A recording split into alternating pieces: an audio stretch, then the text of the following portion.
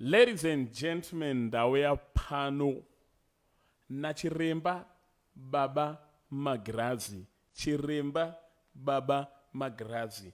Kana uri kuSouth vabatei pa address iri kubuda pa screen iyi. This address iri kubuda pa screen ndo kwavanenge vari Chiremba Baba Magrazi. Sangana nayo pa Rockview Flats pa 5334 Tennis Avenue. Kubva musi wa 29 and 30 March ndo pavanenge varipo. Saka vabatei pa namba iri pa screen iyi kuti mubhuke musangane nawo pa madates aya uye panzvimbo iyi. Shandisai namba yeWhatsApp iri kubuda iyo pa screen ndo namba yamunoshandisa. But nhasi ndangoti handikusiye ndakadaro, regai ndikuplayerei matestimony ezvavaiita mavideo andauti muone aya. Mazhinji acho akaitika kwavanopindira uku. Mirai muone. Mukaenda kuLusaka Highfields Harare ndo kwazvinonyanyoitikira musi weWednesday, Friday and Sunday muZimbabwe. Lusaka Highfields ndo mavideo asika zviri kubuda apa ndo zvinenge zvichiitika kuSouth Africa. Ndo matestimony amunenge muchiona. So babatei pa namba iri kubuda pa screen and then muone kuti mungakwanisa kutaura navo sei. Rega tiplay video iri. Gowa pavakauya pano vakauya nenyaya dzairema dzaityisa, nyaya dzinorema, asi vakasangana nemuponesi wavo. Saka tinovapa nguva yokutaura. Haleluya. Ndinotenda zvikuru kwazvo nechipo chemweya mutene Ini ndinotenda zvikuru kwazvo nechipo chemweya mutene uri pano. ndakawanikwa ndichaurayirwa zvidhoma Ndakawanikwa ndichaurayirwa zvidhoma, zvikwambo, nyoka nemapere. zvese zvakasiyana siyana. Zvese zvakasiyana siyana. Ndakaurayirwa zvidhoma zvangu. Ndakaurayirwa zvidhoma zvangu. Zvidhoma zvangu.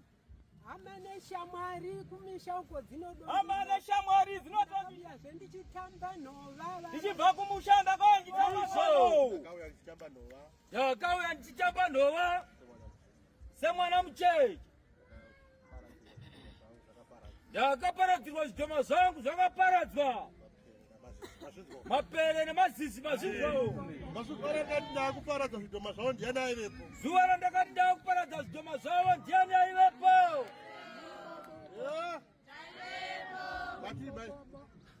Mati. Nemubobobo. Maive nemubobobo. Kumba uko varume handingakurukuri. Ndakatorega kuvudza sabhuku ndikanovudza hama dzangu ndikati maninji andiri kushangana nawo hai. Varume vaita sei? Varume vaita sei? Ndichiuya muno ndakanga ndotoba. Varume vaiuya vega. Ndida kudoi handingatauri. Ndingataurini. Chiororo baba. Nandiwe chiororo baba. Vakandirwira. Zvanzizvo. Ndaive nemubobobo ndivo vataura vega. Rimwe zuva vakandiudza vakandi handisina zera. Zvidoko ndo zvandaifarira. Uporo kwambore. Uporo kwambore. Saka kana munhu achipupura ega kuti ina handicharoi. Woda Mwari akaita sei? Handiudze. Ndofana kutenda anodzani muzukuru wavo. Sumuka egi. Minana yamunoona pano inotyisa. Ndiye akadhodza mbuya wake, uya mwanangu. Paakauya pano airutsa mafuta. Moziva mesere imi. Airutsa mafuta ekubikisa. Kurutsa mafuta. Kuzara pasi. Ndiye akadhodza mbuya wake. Kudzamara mbuya vasvika pano. Kudzamara mbuya ndavaudza kuti munoroya imi. Mbuya akati hongu. Hamuna kupodza. Ndine masaga emasvosve. Ndine masaga ezvidhoma. Ndine masaga ezvishiri. Muka yese inorarama panyika pano. Ndaiti ndikafamba musango. Ndine nhonga. Iyo mukaenda nhonga yatova mwana wangu. Iyo mukaenda nhonga yatova mwana wangu. Unyatopadzwa here. ndakati haiwa. Zvino zuva randakati haiwa. Zvidhoma ndakuzvidaidza.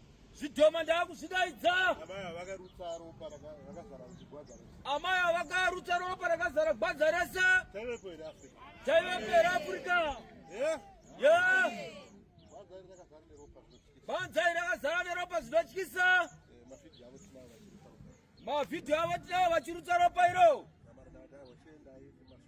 Zamaranda vati chiendai masunungurwa. Asi honde yekuro yanga isiri nyore. Shamwari dzaimbotevera.